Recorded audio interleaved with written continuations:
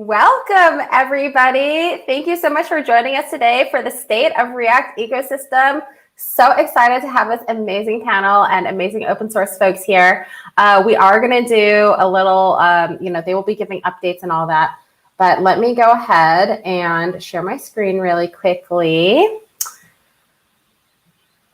Sorry for being 2 minutes late. We were talking about tomatoes.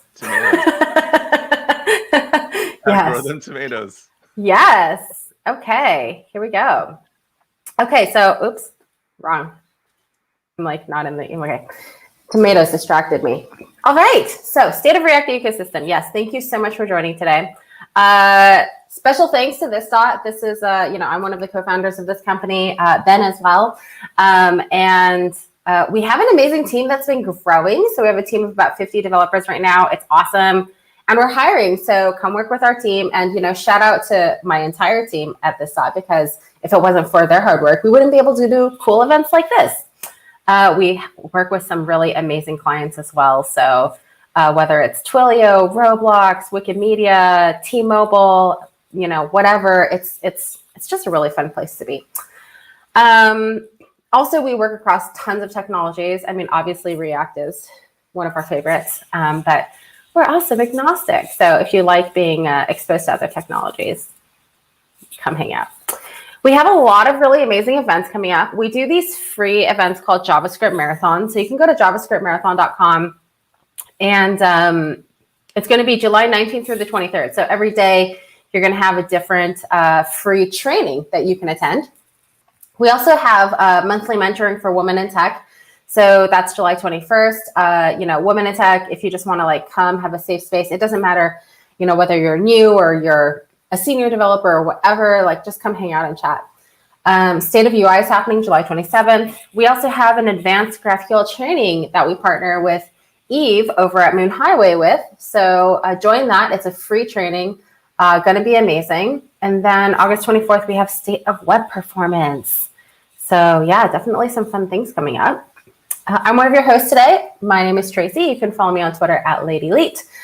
I'm on the RxJS core team, a Google developer expert, Microsoft MVP, and This Labs. And then Keon as well. Do you want to introduce yourself real quick? Sure. My name is Keon, and I am a senior software engineer at This Labs. And it's great to be here. Yes. And Keon will be leading the panel today. So wanted to introduce some of our panelists too, who again will also be giving updates.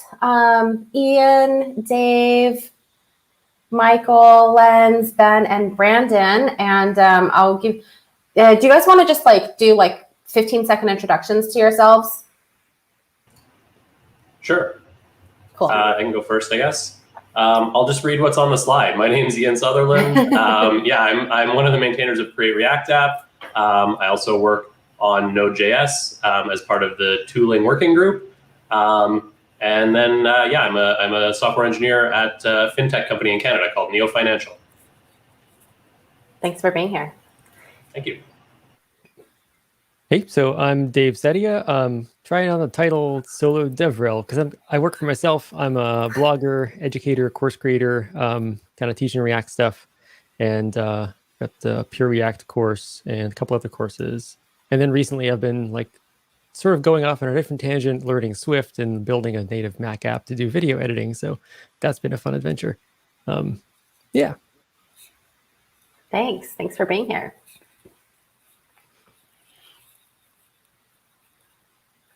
Michael? Yeah, I'll go. Okay. I'm Michael Chan, or Chantastic, whatever. I'll answer all three. I have hosted a show called React Podcast, and unfortunately, it's on a little bit of a hiatus. But we do have this really cool Discord community that we've been building up, and that's on my bio everywhere. But we have a content creator Discord that we've been building up over the last year. A lot of streamers and podcasters and bloggers, and it's been super fun. We do events a lot like this, kind of every week at events.lunch.dev. And I'm not specifically affiliated with any open source projects today. but I do have the privilege of being in the React working group. And so I guess I'll be talking from that perspective today. I just noticed that you're the only person that doesn't have your like name. You're just fantastic. Awesome. Thank you for being here. Yeah. Yeah, hi. My name is Lenz Weber. I work in Germany at Mayflower, and I'm a co-maintainer of a Redux Toolkit. So, like, that's the corner I'm mostly in. Nice. Thanks for being here. And I'm Ben Lesh. I am the project lead or the lead developer on RxJS, and I'm also a software engineer at Citadel Securities, where I work on React apps pretty much exclusively. Some Node. Prior to that, I was in the Angular team, which is funny because I'm doing React now. But I think you went React, then Angular, then React, right? I went AngularJS, then Ember, then React, then Angular, now back to React. Vue's looking pretty good over there too. I like Vue as well. But are you enjoying the Vue? Exactly. What about Svelte? What are your feelings on Svelte? Svelte's fantastic. Svelte is. What's funny is I have a tweet about this and I don't want to dig into this too much because I'm just supposed to be introducing myself. But frameworks with really good native support for RxJS are Angular, Svelte, and Vue. And what do I use? I use React all the time, which is like it doesn't have it. Anyway. Cool. Thank you for being here. Brandon, I think you're last. All right. Hello, I'm Brandon. I am the creator of Blitz.js, and that's what I spend most of my time on now. But I've been working also as an independent software consultant for the past 4 years. Cool. Awesome. So we're going to move on to the next session of our event, where everybody's just going to give quick 5-minute updates on what's going on. Maybe we can start off with Michael. I know you can probably give some React 18 updates. Yeah, I'd love to. So something cool that happened recently in React is that they're starting this, I guess I want to call it like road to or transition to React 18. The last version of React that we got was React 17, and it had kind of the predominant change in it is that it changed the way that we interacted with our apps. Events only go up to the I guess like mount point of your app now, as opposed to going up to the document. So that was kind of like this big breaking change. Probably one of the biggest breaking changes of React 17. There are other ones as well. And then React 18 is the one where we finally get like concurrent features and all of the goodies that come with that. We get all of the APIs that we've been hearing about for years, like start transition, all of these things that kind of I can never remember all of the terms. So basically the rendering things that have to happen to take all of the parts of your app, the user interactions or the rendering updates, and break them up in such a way that they can be kind of reordered at will. And so there's a lot that is happening. It should, as far as I can tell, is mostly invisible to the developer until you actually opt into some of the like concurrent features like start transition.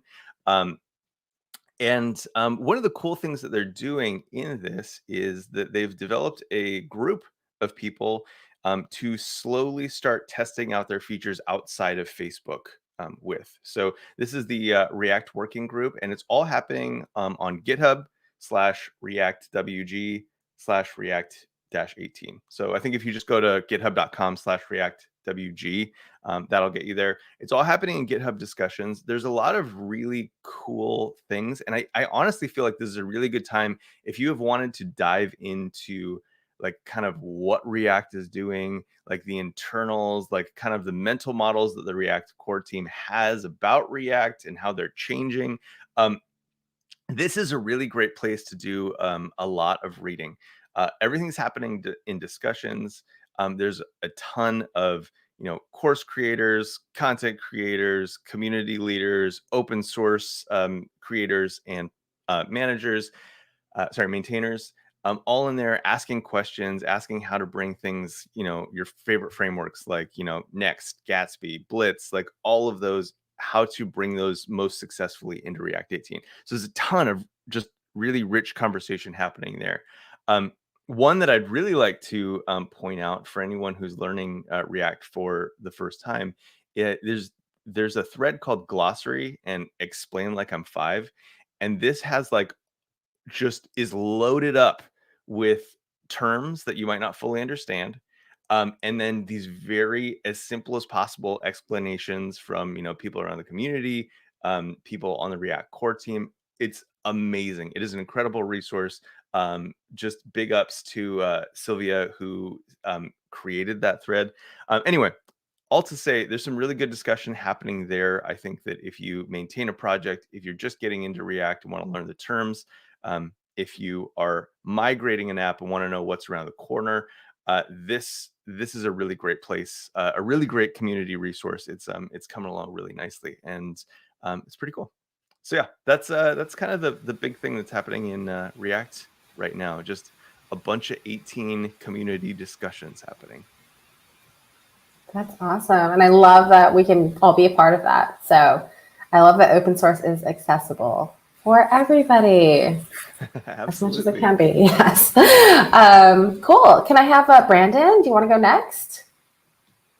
Love Blitz. Sure. Yeah. So we are still not at 1.0, but we're getting very close. So the last big thing is that to start with, our prototype version of Blitz was we built this custom compiler that would literally take your Blitz.js code and then shuffle it around and compile it into a valid Next.js app. And that worked. It's worked very well. It's got us to here, but there's a bunch of kind of developer time issues that is just kind of quirky and it doesn't work great. So we have since forked Next.js, and now we're moving all of that custom stuff into the core of Next.js. And so it's making for a just so much of a nicer, just first class experience. Now, I say we fork Next.js, but we are staying up to date with Next.js. So we're merging in all their upstream features and anything. So nothing is changing from that perspective. And for the foreseeable future, that we have no intentions of diverting. If at some point our users want to, our community wants to divert, or we need to for some reason, then we have that option. But for now, we're staying up to date, and we're trying to update, merge updates and fixes upstream as much as we can, as much as the Next.js team is willing for. So I'm working on that right now, making a lot of progress, and we're getting close. So that is exciting. And then also I'll just mention, we're just seeing a lot of really people being really happy about using Blitz. So I think it was just yesterday, I heard from one of our users, and he runs a growing startup, and he was on the very first alpha version, or very close. He's been with us for a long time, and he's had trouble hiring full stack developers. People say they're full stack, but turns out they're actually more front end. And so he has more than one startup, but in one, he has a GraphQL API. And so it has a lot of backend heavy stuff. And he's found that it's just so much more productive with Blitz that he is converting his existing GraphQL backend over to multiple Blitz apps that sort of talk together seamlessly. And he's found that it's so much more productive, easier to hire developers, and et cetera. So that's exciting. Amazing. Do you have any do you guys have a published roadmap anywhere on your GitHub repo or anything? No, we're a little bad at that, but it's really hard to plan because it's open source. We don't have anyone with dedicated funding for it. I'm just supporting myself on the side with consulting currently. So it's it's open to anyone to come in and just make stuff. And so the roadmap is sort of up in the air, but after 1.0, one of our big focuses is going to be on mobile app integrations. So there's a lot of things around code generation we can do to make that really nice, and even bring our magical zero API experience to React Native, where we can do that same type of compilation step in your React Native app. And so there's a lot of things we're going to be looking at around that. Amazing. Cool. Okay. Who do I pick on next? Or does anybody want to go? Well, if no one else wants to, I can. Great. Do you mind me sharing a little bit? No, absolutely. Go ahead. Okay, so let me try this. Share this window. So, like a little bit over a month ago, we released Redux Toolkit 1.6, and there's been lots of changes in there. The biggest change has been that we finally officially released RTK Query. RTK Query is like React Query, SWR. It's inspired by Urkel and Apollo, but in Redux. So what you do is that you just write an API definition like this, and this automatically generates a slice for you. It generates a reducer for you. It generates a middleware for you. And what's exciting for React users, it also can create a hook for you that you just can use. This looks like a lot of code, but you can just repeat these 3 lines, the endpoint definition, to have 20, 30, 40 endpoints in there. And every of those endpoint definitions will end up caching in the same reducer slice, and it will give you a separate hook and also like lots of actions you can fire, like all the usual Redux stuff. So this will make many code bases that want to use Redux for API caching a lot slimmer. And you still get all the benefits of actions flying around that you can react in other slices and stuff like that. The thing started with heaps of documentation. So if you look through here, this is a lot, and that's not even the API reference yet. So if you have any questions that go beyond that, come over to Reactiflux. We're always talking. We're getting great feedback, and we're also collecting feedback for the next version. If you're more of a video kind of person to get into this, we have this introduction page on Redux Toolkit, and there's this Learn Modern Redux with JSON that our main maintainer, Mark Erickson, was on recently. And it's like super entertaining. Go watch it. He shows like modern Redux by itself, and he shows off RTK Query. Since then, we've been working on GraphQL code generation for it. Like it's a plugin for our GraphQL code generator that's out there. That's live. We've been working on code generation for OpenAPI definitions. So that still needs work, but it works for most schemas and it works for many of our users already. That has been released in a new version last week. If you want to see one of those like 20 to 40 endpoint things, this is a generated file. Like this is just the Swagger example pet store API. And essentially like this gives you 40 hooks and all the types you need for them and everything.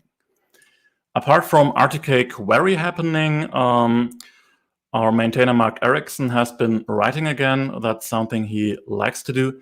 And we have some new documentation pages.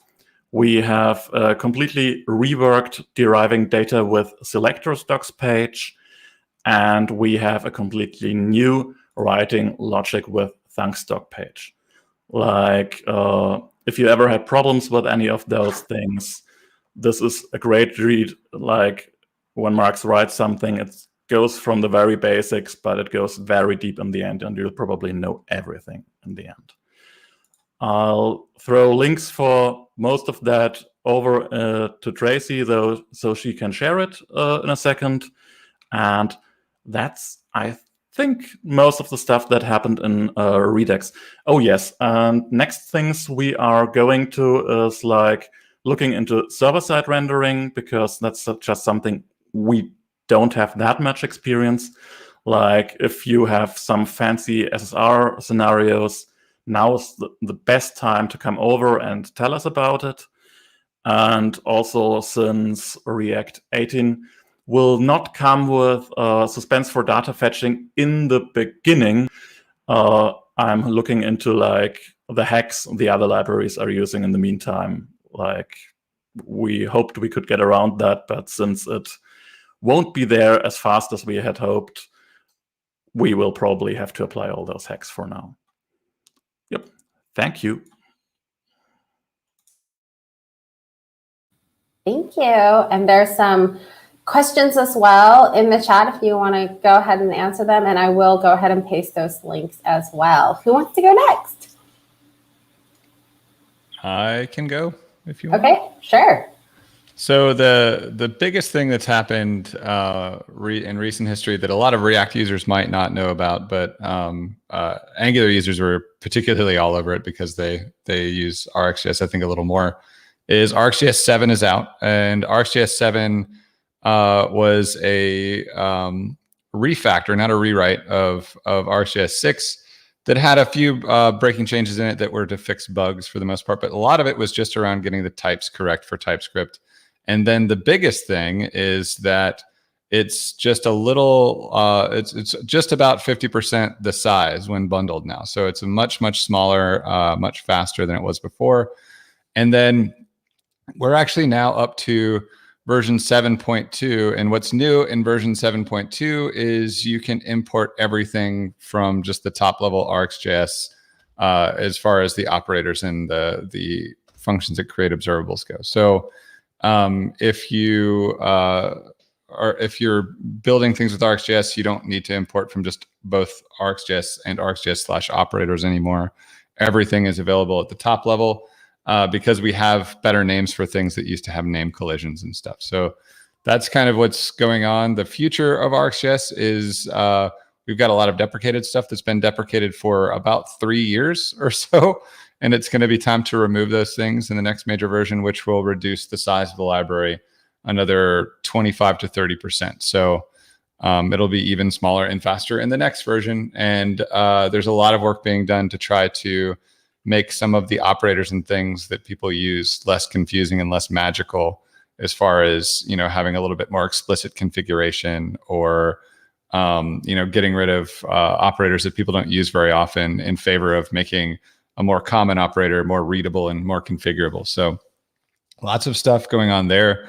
As far as like integrations in the React ecosystem, really there's lots and lots and lots of different solutions out there, and I don't really want to highlight any one of them because I personally just use Effect to just kind of do what I need to do, and use state. But yeah, so like the biggest wins are if you can update to version 7, you're going to get a lot better TypeScript support, and you're going to see the bundles from your React production builds be a lot smaller, in the aspect of what's going on with what you're bundling as far as RxJS goes. So it's been a very stable release. It's been something that Google has been using in production for quite some time.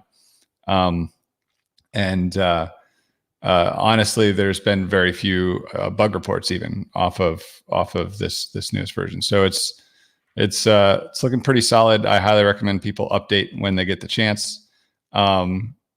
Yeah, that's all the excitement in RxJS for sure. Cool. Yes. Ben also has like a 2-hour long update on RxJS somewhere on the internet. You can post it for me, Ben, in the private chat, and then I'll go ahead and post it for YouTube. Right. But yes, thanks for condensing it to 5 minutes. Ian, do you want to go next? I see you're unmuted, so. Yeah. So quick Create React app update. Our current focus is shipping our next major version 5, and the big kind of banner feature of that release is Webpack 5, and then along with that, the usual latest versions of TypeScript and Babel and PostCSS and all that kind of stuff. We've also fixed some bugs and made some enhancements around the fast refresh functionality, so I think people will be happy about that. And then, in terms of, when you can expect that, I actually just before this noticed that one of our contributors who's been working on the Webpack 5 stuff pushed some updates based on some maintainer feedback. So I haven't had a chance to review that yet, but if all looks good, we could have our first alpha release of V5 as early as today. I'll post on Twitter when we ship that, and then we're gonna want feedback from the community. Try it out in your projects. See if everything still works properly. File some bugs if it doesn't, some issues, and hopefully we can get a final release of that out soon. Oh man, your team's going to be like, no, you cursed the release. You said it's going to be today. 4 in the morning. I said maybe today. We'll see. Thank you so much for this update. And then Dave next. Do you have any updates for us? Sure. So I don't have any cool open source projects that I work on. So I don't have much to say. Education is enough. Education is enough. Yes. So education and educational tooling, I guess, to help make videos. So I've been, I started a project to kind of go through all the posts on my site and re-update things, I guess, on the public facing side of things like that. So I've got a bunch of articles from React and Redux and hooks and all these things that most of it's like evergreen stuff that really hasn't changed much, but I'm just kind of going through and just doing some tidying and making sure it's all actually up to date. And those will sort of like come out as I get them done. So yeah, hopefully over the next few weeks or something, things will be refreshed.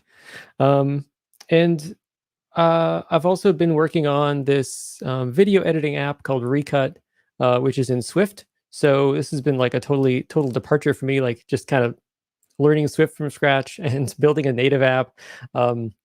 Totally different world from web development, and it's been fun though. So like a little bit of background for what it does. So I've got a bunch of screencasts that I've done for Egghead and for my own courses, and the editing process was always like the part that I dreaded the most. It would just take forever to like. I'd record like, spend an hour recording and then spend 2 hours editing it down to like a 3-minute video kind of thing. It would just take like ludicrously long. And it was, I always kind of felt like the computer should be able to do this for me.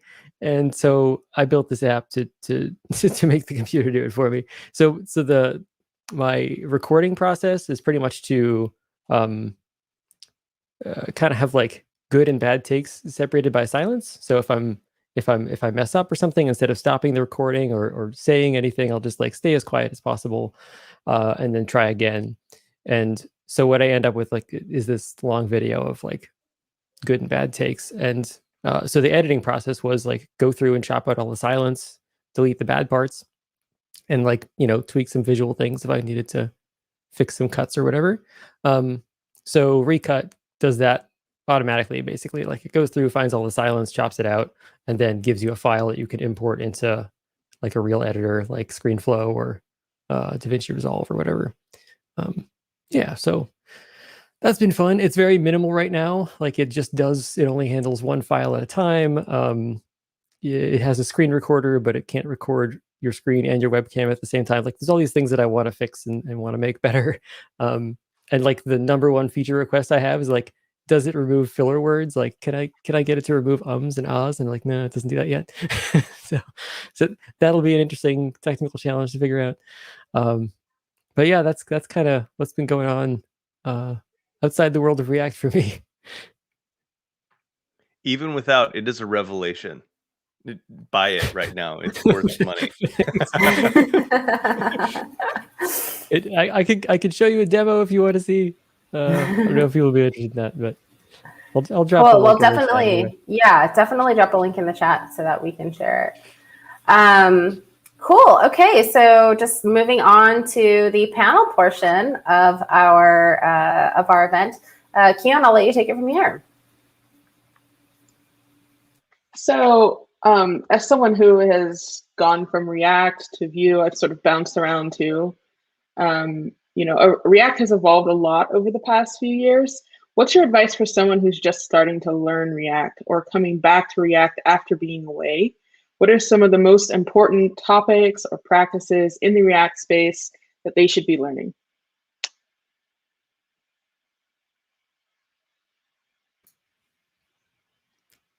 So I have thoughts on this, but let anyone I else was go just going to first. say hooks. But Hooks, definitely. Yeah, hooks are probably a big. I think I wrote a post on this earlier this year, maybe, where really I kind of throughout my like React education stuff, I've always been kind of like hammering home the basics. It's always been about like, because a lot of React, like the thinking in React stuff doesn't really change. Like once you know how to build stuff in components, like break a design down into components, whether you're building that in classes or hooks, like you have to learn new syntax or whatever and some new rules and stuff. But like the hard part, like the thinking part, is the same. And so yeah, so I've always been kind of about like, learn the latest way of doing things, which is hooks these days. But definitely, like if you're just getting started with React, I would totally recommend like focus on just React, and kind of like learn one thing at a time if you can. So like if you're new to programming and to React, like try to learn some JavaScript before you get into React.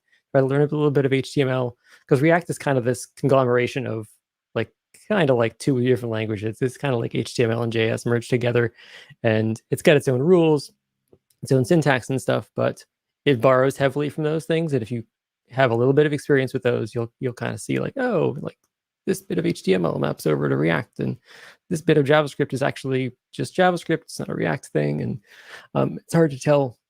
It's really hard to tell the things apart if you're just like diving into React from scratch, I think.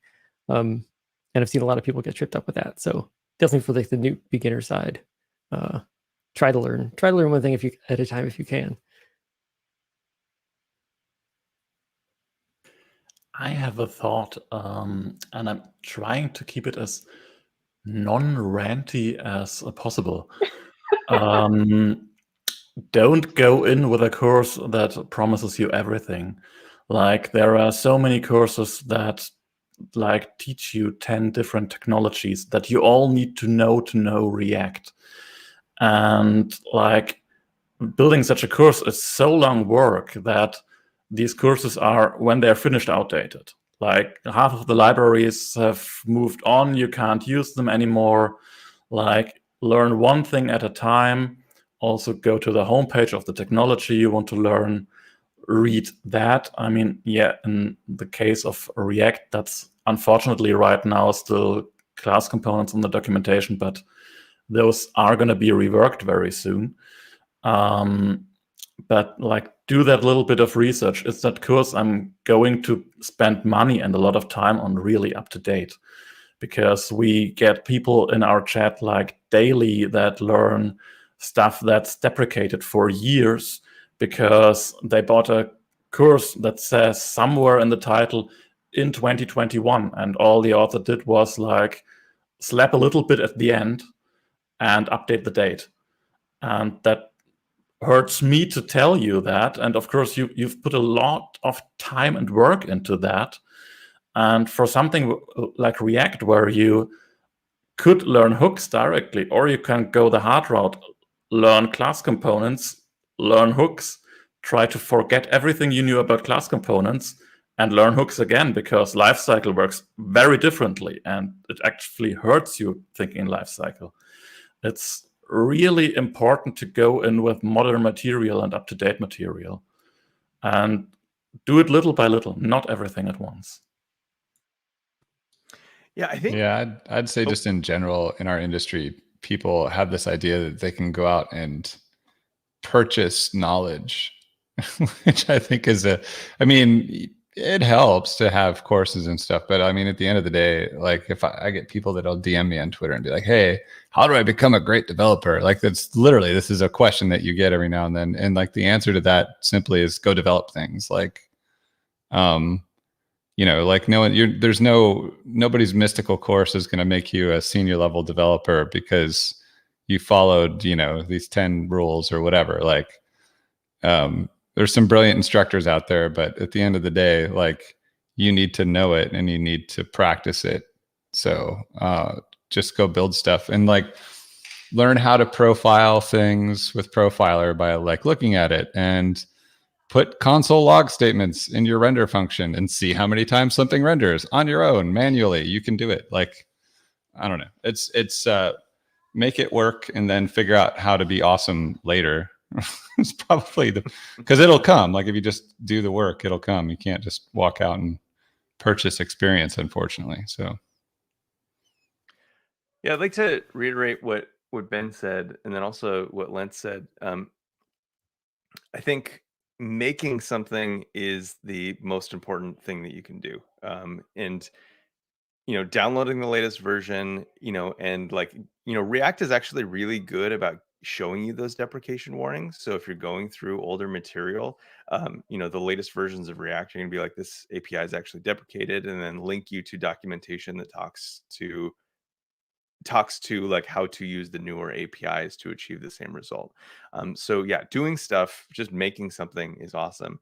And then I think also like there's like to Len's point, like there's something. React is a very difficult framework to learn right now, because not only are the kind of like ecosystem materials out of date, but like the React documentation itself at RxJS.org is also out of date. And I know that there's been like some heroic efforts to change that and make them more up to date. However, like even on the front page, they're still showing classes versus hooks. So everyone on this panel is going to tell you like learn hooks, like that's the way that we build things. But then if you go to RxJS.org right now, it's going to show you how to do things in classes. And so I think that's incredibly confusing to the React ecosystem and React beginners right now, because I know that if I was starting today and I watched a panel like this and everyone was like, learn hooks, and then I went to the doc site and it said, here's how to do things with classes, I would feel incredibly confused and I would probably go to Vue. And so I think it's hard because we're going to say like, hey, trust us. And then you're going to feel this like really weird tension as soon as you start actually making something. So yeah, I don't really have an answer for that, except to say that like if you're watching this right now and you're a beginner and you feel weird about that, I'm sorry. I guess just one quick thing to add on that point as well. Like I agree with the advice that everyone else has given, but I'd also say, yeah, if you're a beginner, we're talking in this panel about some of these new features in React, like concurrent mode and React 18 and all that kind of stuff. I would say don't learn that stuff today. That's very advanced stuff, and it's still, subject to change. It's still kind of being finalized. So I would caution, especially new learners, to not worry about that stuff for right now.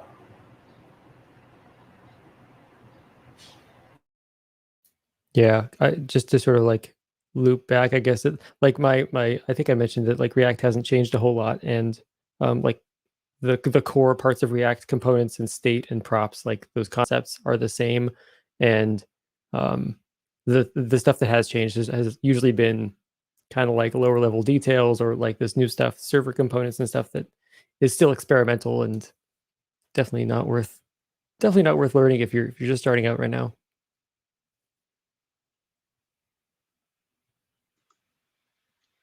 Cool. So my next question is, what are some of your favorite libraries in the React ecosystem and why? And if it's a shameless plug, that's okay too.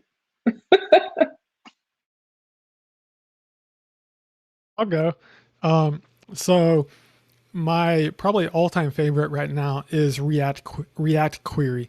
And it is amazing for managing server state because it handles all of your caching, cache invalidation, automatic refetching on like when you come back to the window. So you instantly see the latest data instead of having to refresh the page. And it's so awesome. Tanner is awesome, the creator of it. And I just highly recommend checking it out for your server state. We actually use it internally inside of Blitz.js, and it's awesome. And the other like since we're on state management, there's a package, a trio of libraries by the I don't know how you pronounce it, but PMNDRS kind of like collective. So there's Zustand, Jotai and Valtio, and they're like the three different types of React state. So Zustin is like Redux, Jotai is like a recoil, so it's like the atoms, and then Valtio is like MobX, where it's that subscription based stuff. And so it's just like so easy for me just to like, I don't have to think about all these other things. I can just go to this one place, PMNDRS, and I can just like pick one of those libraries. They're like really kind of focused, minimal, just really easy to pull in. And so I just like really, I'm a big fan of what that collective is doing. They also host like React Spring and React 3 Fiber and like a bunch of other really cool stuff. It's kind of like a mad scientist thing, but it's really great work. So shout out to them. Okay, so like I don't really have another choice to be the next one here. React Query is a great library. There are also like a few others, like if you're working with GraphQL, like Apollo, like Urkel. If you're going against REST APIs, there's also MSW. And then there's also, and here's the shameless self-plug, RTK Query, which is now part of the official Redux Toolkit. And I personally feel like we all inspire each other. Like there's no really best library for everyone. Like we're trying to be a little more declarative. Other libraries have other strength. So like look at all of those, hold them side by side, look what works best for you there. And the library I really want to give a shout out to is Postgraphile, which is like not mentioned often enough and not loud enough. It's just amazing slapping Postgraphile onto a Postgres database and having incredibly performant GraphQL API. And I'm working on that every day. It's like written in JavaScript, and that enables you to just write plugins that do the weirdest transformations on stuff you can do there, like absolute magic. You can write a function in Postgres PLPG-SQL, and it will just be an endpoint or a table or a mutation, depending on how you write it. It's absolutely magical, and it makes my day so much better. So definitely, if you're going GraphQL and haven't decided on what you're using, take a look at that. So for my part, I think that I have a hard time recommending like a specific library, because any library I know extremely well, I have like a love-hate relationship with. Like if you only love a library, then it's probably because you haven't used it enough. That's what I think. Like if you're like, this is only good, like, yeah, you probably just haven't used it long enough to know. Like RxJS is horrible. You should probably stay away from that. I use a lot of streaming data at work, so RxJS actually has saved our asses several times when it comes to streaming data. I personally will not use RxJS unless I need to use it for streaming data or cancellation or something like that. But I like that. One thing I actually use a lot of, and I definitely have a love-hate relationship with because it was kind of forced upon me, is I use AG-Grid for React a fair amount. And it's one of those things where it was kind of like institutionally like baked into like a lot of applications around our company. So like it was kind of thrust upon me. It has some quirks. It's definitely imperfect. However, if someone was ever like, hey, I need you to write this table that also you could drag and group things and do aggregations and do all this other stuff, like, no way. I'm not gonna. I would much rather just use this thing that's already made. As imperfect as it is, it's still it's an amazing piece of software, and I do both love it and hate it simultaneously for how easy it is to use and also the weird edge cases that I hit trying to make things work with real time updating streaming data all the time. So. If I was going to plug two things, I guess those two things would be it. So I'm a really big fan, kind of representing the other side of React development and componentry. A super big fan of Storybook, and it's not React specific. A lot of libraries and frameworks use this that are not React, and that's one of the things I really like about it. But Storybook is kind of a revelation in the way that you test your components. So you can make these examples, using your actual components, see them in the browser, interact with them, and then they give you ways to kind of like control those and like provide actual usable documentation through like these control surfaces. And have this really cool service that you can integrate with that gives you visual regression testing through Chromatic. And I am not affiliated with them, but I just love their service so much. It was when I was doing design systems at my last job. It was like truly invaluable and really changed the way that we worked in providing really high quality and reliable design components across our apps. So I'm a big fan of that from a like kind of componentry productivity stability side, because I think it gives more design oriented components a place to be tested that isn't kind of like a standard type of test suite, but be tested visually and kind of in the browser. So big fan of that. As a reminder to listeners, Storybook is not a replacement for automated tests. So just to toss that out there. For sure. Yeah. Yeah, I've run into people who really deeply thought that Storybook was a replacement for automated tests, and made me twitch a little bit. But I was gonna say that. I was gonna say React Query. But everyone already said that. So React Query is great, but also I've been using state machines in my client work, and so the big state machine library is XState. We're actually using another one called Robot, which is a more functional style, and we'll post a link. But it's either way, like state machines are just like kind of a game changer for any complicated async workflows and stuff. I think they're definitely worth trying out.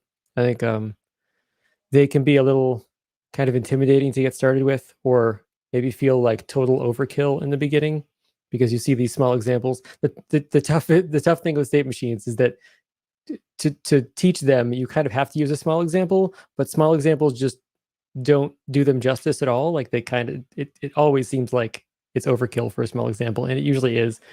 But just kind of going through a couple of those examples to get a feel for how it works, and then just kind of so that you have it in your back pocket for whenever some tricky async workflow comes up. We've got like some stuff with our app. We're doing like offline syncing, and like the app will start up and it has to like read from IndexedDB or maybe pull from the server, and things can fail. And so it's great for handling stuff like that. So yeah, XState and a Robot are really cool. I would echo that as well. Just as a financial company, we have a lot of forms and a lot of state in those forms, and so yeah, XState is a big part of our toolkit, as well as Formic, great library for working with complex forms in React. So yeah, those are definitely two big ones. And then I guess not really React related, but Tailwind, I'm a big fan lately. Using that to redesign my personal website, and we're starting to experiment with it at work a little bit as well. I actually do have one shameless plug for RxJS, which is in version 7, all of the Ajax stuff. If you have to use Ajax because you can't use fetch for some reason, a lot of people reach for Axios, which is a wonderful library. But if you're already using RxJS, so like I'm not saying don't use Axios, go use RxJS instead. But if you're already using RxJS and you want to help reduce bundle size, the Ajax library inside of RxJS now, it's like 3K or something like that to pull that in and use it, because everything's tree shakeable in there. So, and it gives you almost all the same functionality that Axios does, but it's leveraging some of the code that you already have if you're already using RxJS. So there's some savings in there. So again, don't switch from Axios to RxJS just for that. But if you're already using RxJS, you can save some bandwidth and get pretty much the same thing. Yes, and on that same note, if you aren't using RxJS and you want smaller Axios, check out Redaxios. It is basically like the Axios API, but it uses fetch and under the hood and stuff, so it's way smaller. I forget how big it actually is. It might say on the 0.8 800 kilobytes, I bytes. think. 800 Yeah, bytes. I would be shocked So- if it was over 1 kilobyte. Yeah. If that's what it's doing. It's just like a drop-in Axios replacement. And One addition that came just up in chat, nobody of us mentioned a React testing library, and we should have. Probably. Like, it's amazing, and it made me think my tests very differently. And it also like kicked me so often, like when I missed accessibility stuff, that's just absolutely amazing. I'm just imagining you like actually being kicked. That's dark, Tracy. I'm sitting on a very high chair right now. What features, if any, do you think are missing from React or would be nice to have? I guess outside of maybe some of the things that you've seen in React 18, or even if there were things that you like to see maybe more finalized, or maybe a different sort of implementation on some of the things that are happening in 18? Anything at all? Oh, I can't wait for this conversation. So, like, one of the things that I am not missing is suspense, really. I hate to say it. Like, I know a lot of people are super excited about suspense, but it's like one of those things that I never asked for, nor waited for, nor would have spent so many cycles on. Like, I'm super mean to say, but like one of the, like, I don't know. So when I look at React, I think this is, it's easy to reason about until it's not, because it's so simple. And so as a feature, like the simplicity of it, I think is probably the best piece of it.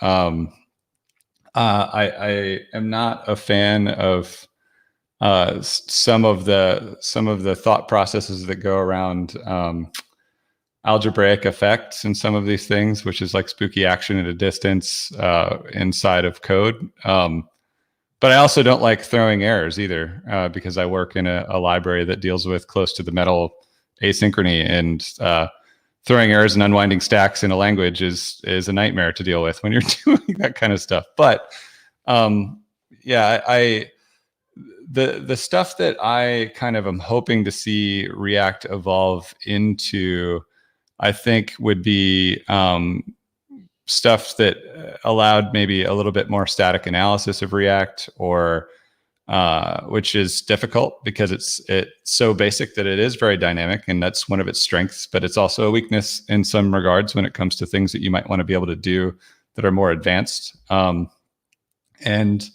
like I'm specifically, one of the things that's interesting is you look at React now with hooks versus Angular's compiled functions, which are very interesting because they essentially have hooks under the hood when you compile something with Angular Ivy. And you really look at it and you squint, it's just a React render function, so to speak.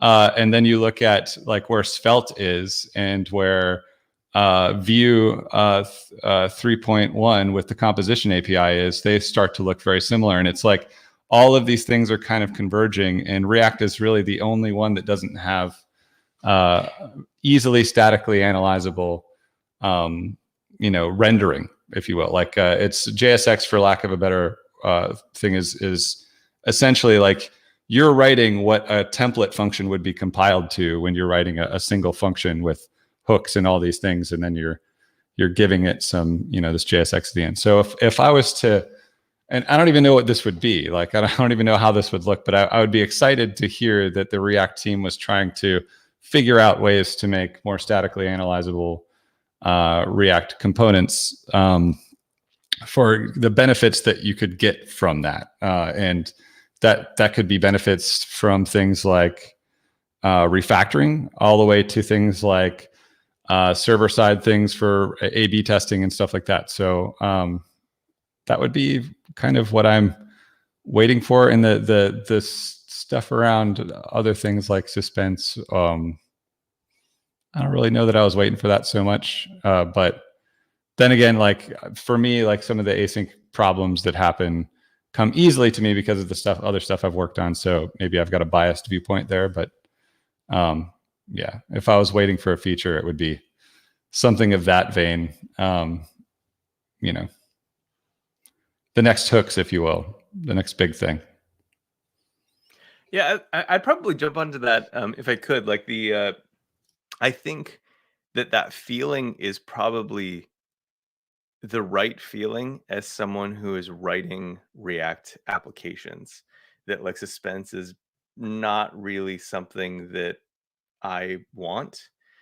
However, I am really excited seeing, because I think that all of this stuff that's happening, you know, with this React 18 release and concurrent rendering and all that is at least as far as I understand, what's empowering some of these kind of more frameworky features like React server components and whatnot. And I think seeing those tools start to get developed inside of seeing those APIs get developed and used inside of tools that I like using right now that try to kind of bridge that blood-brain barrier of like the server and the client is an exciting space that I'm like really excited to see that evolve over the next kind of year. So I feel like those are maybe the features that could be tied to all of this complexity that is getting added. I don't know though. That's very much a like time will tell, right? Like that's kind of like a, you know, future speak for sure. But I think that is the part of it that I'm excited about, to see where we end up going because of the new capabilities, even though they may be a little bit concerning. And this might be something that that Brandon, you and Ian could speak better to in terms of like framework integration and where those things might be going in the future. Yeah, I will definitely stick up for suspense and give it some love. So I really love the suspense model for handling your loading states and error boundaries for your errors, and I like it so much better than the if else dance that you do in your components, like if loading, this, else if error, else if whatever, else if going to the moon or Mars or whatever. But for suspense, it's just so elegant in my opinion.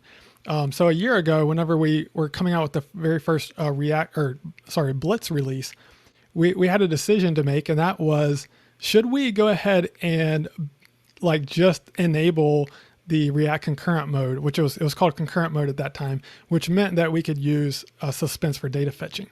And we're like, well, Blitz is alpha, and to do this requires React experimental, so let's just go for it. And so we installed React experimental for every single new Blitz app, and we had concurrent mode enabled, which like in Next.js. So it was already in Next.js. You just had to enable the experimental flag, and it has went very well. Like there has been the only issues that we've had was some issues. There was a bug in React where sometimes with like you would click a checkbox and you would have to click twice. And then there's been some issues around some styling libraries, but I think most of those are fixed now. But as far as like the mental model of how you're building your app, like we've had almost zero questions about it. Like there's just like sometimes like people forget to add a suspense boundary or something somewhere. But that's like the only thing. Like they very quickly pick it up, and so far it seems like everyone's really enjoying it. So for React 18, I'm excited to be able to get rid of our experimental stuff. Actually, we're using 18 alpha now, but yeah, I think it's I'm really excited for suspense. As far as new features for React, like honestly, I don't really have anything that comes to mind for me personally. Like, and for Blitz, it's like, I don't know. I think it's great. Like, I'm excited for anything that makes it better, but I don't have anything in mind. I just want to clarify that I'm not anti-suspense. I'm sorry.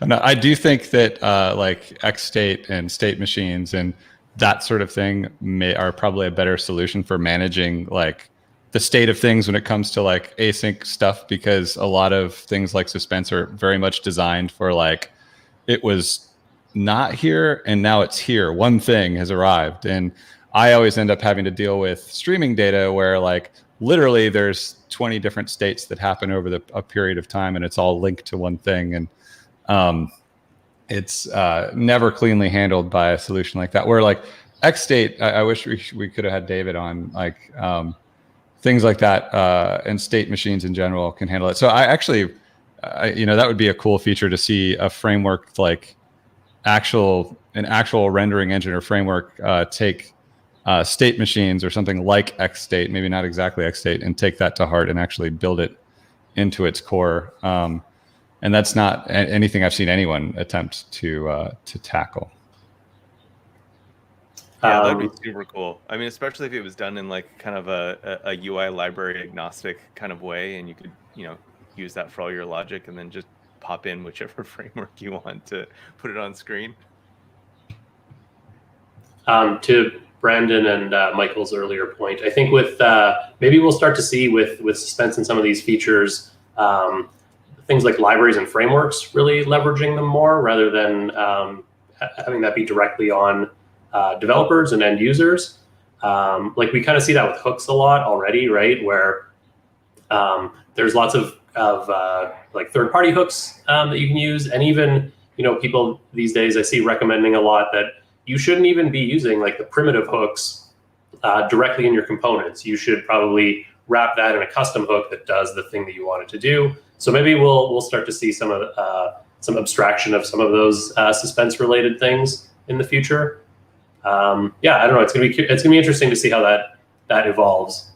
And then in terms of if new features in React, I think the only thing that comes to mind for me would be an API for static generation versus server-side rendering. I think that would be a really interesting thing to have in the framework. Cool. I like to add on to the suspense stuff. I haven't used it a ton, and so I feel like I'm kind of on the fence about it, but I think it might be one of those things where, like Brandon's saying, like once you use it a bit, you probably start to like it. Like once you get the mental model down. In terms of new features, there's some stuff for anyone who's played with Svelte, or if you haven't, go through the tutorial. It's pretty fast and it's pretty cool.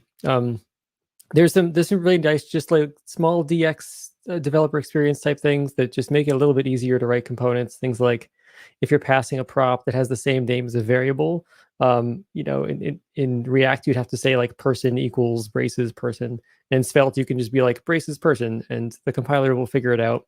There's other things like toggling classes based on Boolean variables, and I really like their like async promise template thing.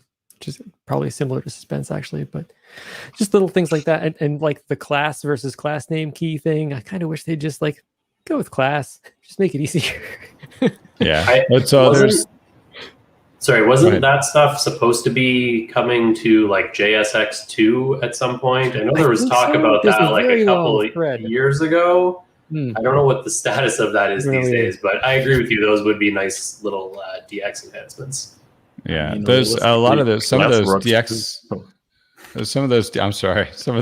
enhancements that you're talking about would go as pretty much what I was talking about with this, like actual making things more statically analyzable, because you'd need that static analysis in order for any compiler step to be like, hey, like. And the thing about that is it would like the entire React like community, it might take them a while for it to absorb in, but it would be like, oh crap, now we have templates and we just made fun of those for 5 years, like, which would be very amusing. But yeah, I mean that's one of the advantages to things like Svelte and whatever, where they're using more of using something more as a template. As for a class, as far as I know, it actually works. It just gives you a warning.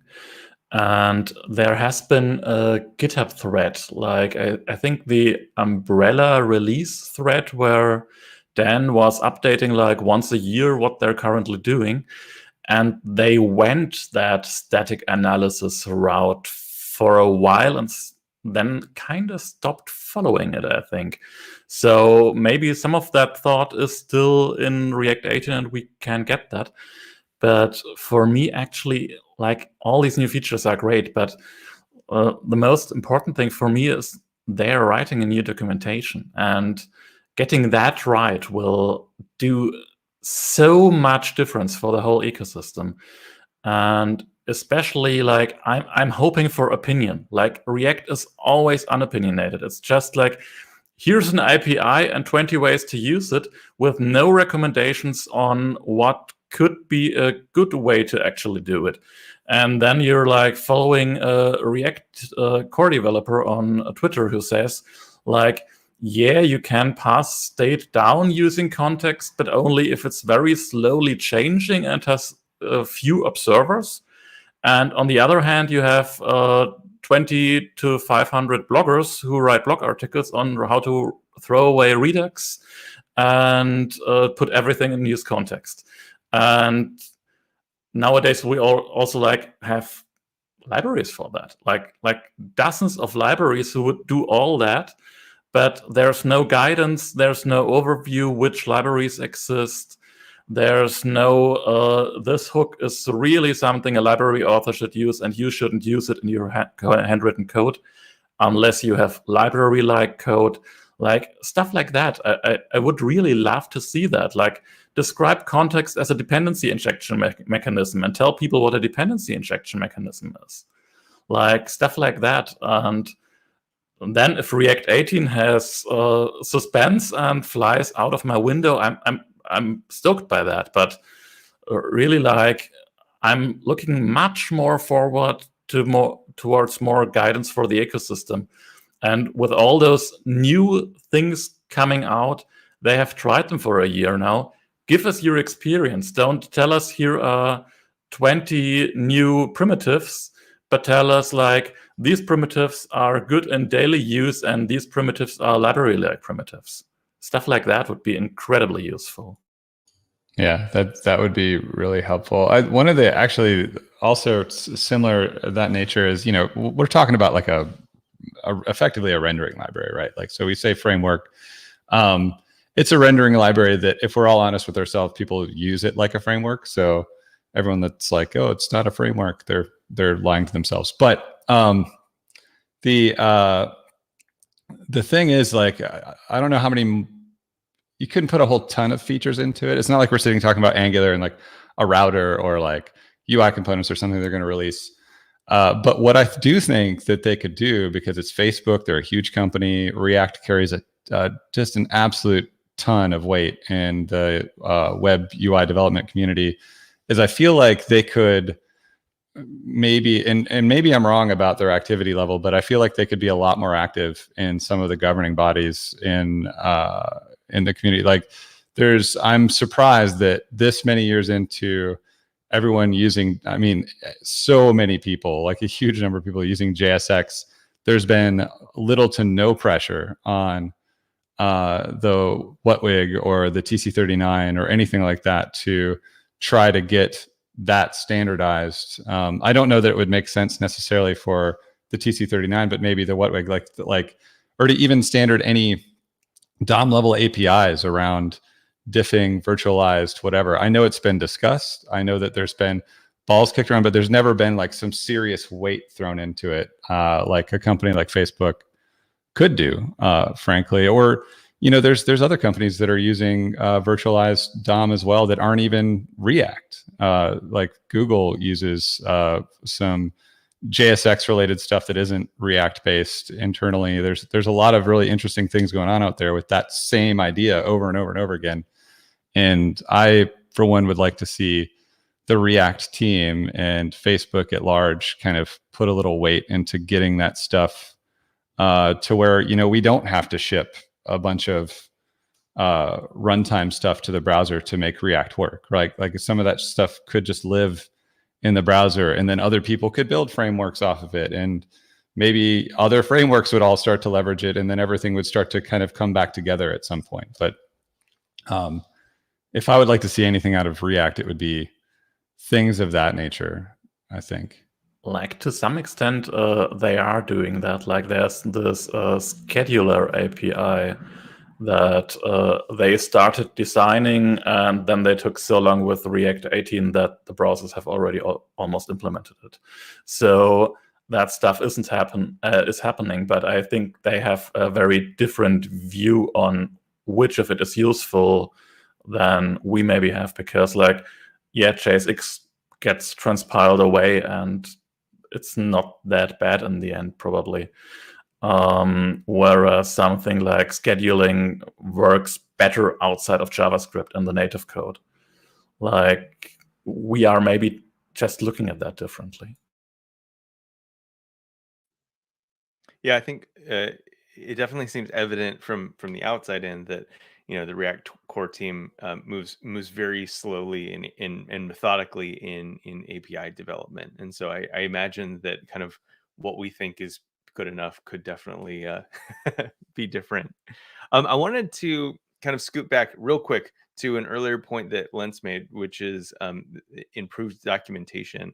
And I actually saw this thread yesterday that I'll post here and then also in the YouTube chat by Dan, covering a very like often misunderstood topic, which is why React needs keys, and mentioned at the end of the thread that this is kind of being workshopped, something very similar for the eventual like next React docs. And this got me really excited about the potential of what those docs could look like and how helpful they could be to people. So I know we've mentioned React docs quite a bit. And so I think that this is a really good signal of things to come in an eventual update to documentation. So I'm super excited about that. I know that's been underway for a while. Like I think Dan and Rachel Neighbors have been working really hard on those new docs for like a year, I think, or something. So yeah, I'm really excited to see them as well.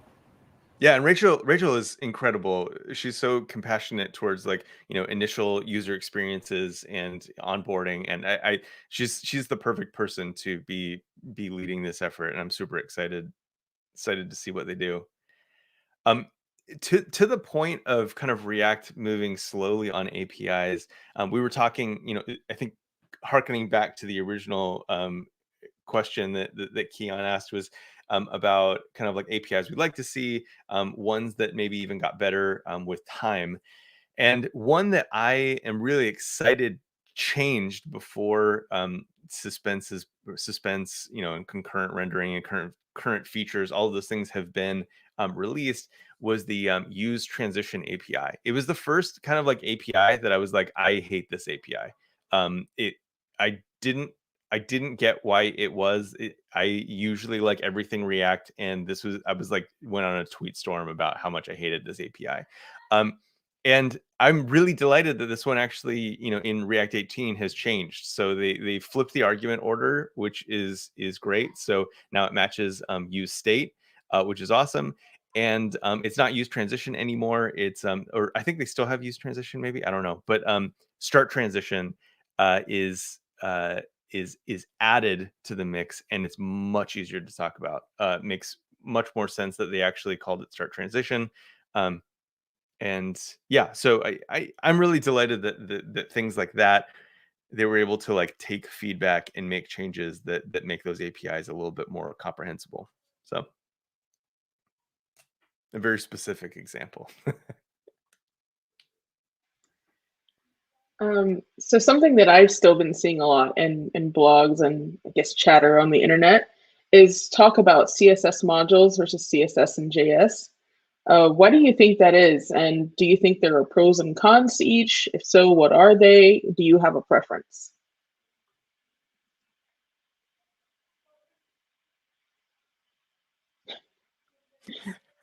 Nobody wants to take it. It's a thinker. Do we have that choice? I feel like if I'm using any component library, I'm stuck with what they have. Like, of course, I can slap something on top, but they ship something anyway. So, like, that's my personal take on it.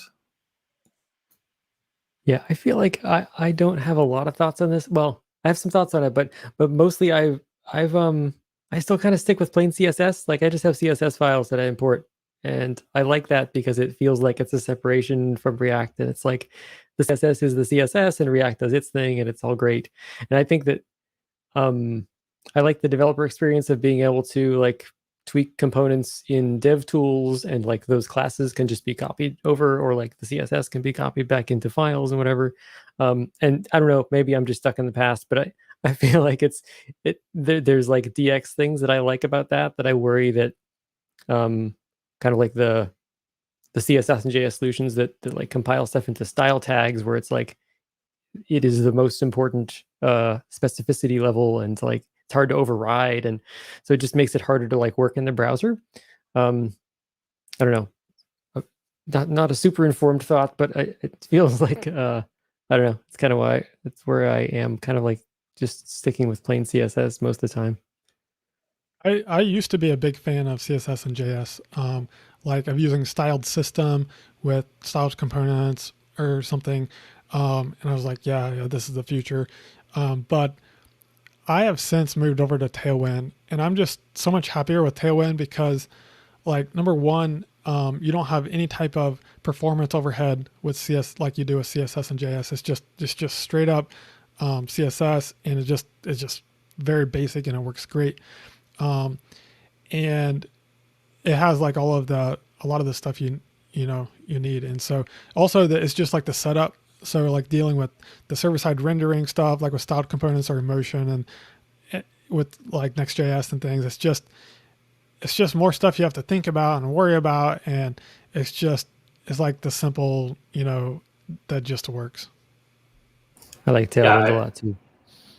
I mentioned it earlier, so I would echo those reasons as well for liking using it. I do every once in a while I'll find myself needing to like adjust a style property dynamically based on a value from one of my components. So usually I reach for like style components probably in those cases. Like I think there are still some good use cases for CSS and JS. Also, if you're writing like some kind of library and you want to ship CSS with it, having it compiled into your JavaScript is much easier. So there are definitely some good use cases for it. But yeah, I also just personally don't find myself using it that much these days, but that probably is largely just because of adopting Tailwind. Yeah, I think unfortunately, like all this stuff is really kind of a spectrum, where like it is really nice to be able to like put styling in your JavaScript when it's tied directly to state. Like really early on, I think it was like 2013. I gave a talk about this, about how like was it? I think it was titled something like inline styles or something like that, but it was really about the notion that there's not a one size fits all styling solution that's going to make you happy, and that basically the closer a styling is to state, like, so think about something like a drag and drop, that is like closely tied to state, and so like keeping that in the component might actually like be nice, and like overriding whatever style by like literally just shoving it directly on the DOM node for the split second while it's being used is actually a really cool strategy. Stuff like raw CSS, or even Tailwind, it is really nice because it solves the replatforming problem. So like let's say like in 5 years we're all like, oh, you know what, actually Svelte is the future because it's statically analyzable, and like we can do all these cool stuff.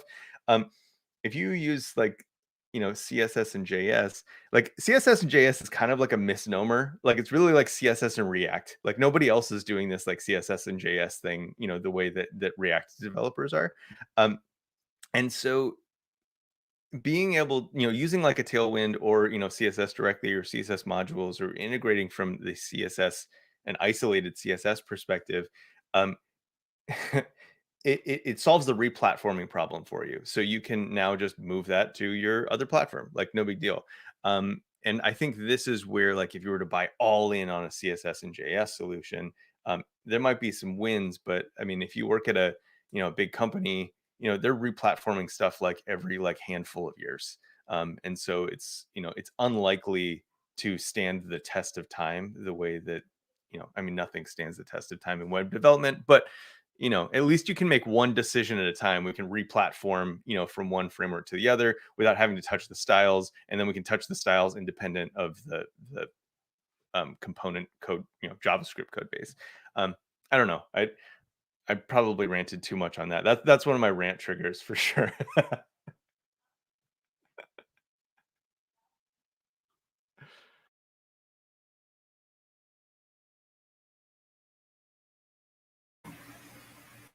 Okay, cool. Do you think, Tracy, that we have time for one more question? I think we should probably end it. Okay. That way we can actually end on time. But this has been so much fun. Thank you everyone for coming. Definitely just love watching the amazing comments and conversation that's happening in the chat. Everybody's Twitter handles, except for Lens and Keon's, are on the screen. So if you want to continue the conversation anywhere, you know, these conversations are always super fun to have in public on Twitter as well. So, you know, we hope that you all learned something today, and there was just such, you know, a really good balance, I feel like, of opinions here. So that was really great. Yeah, we hope to see you at the next State of React. We have a bunch of React events coming up, so stay tuned. Awesome. See you all soon. Thanks for having me. Nice to meet you.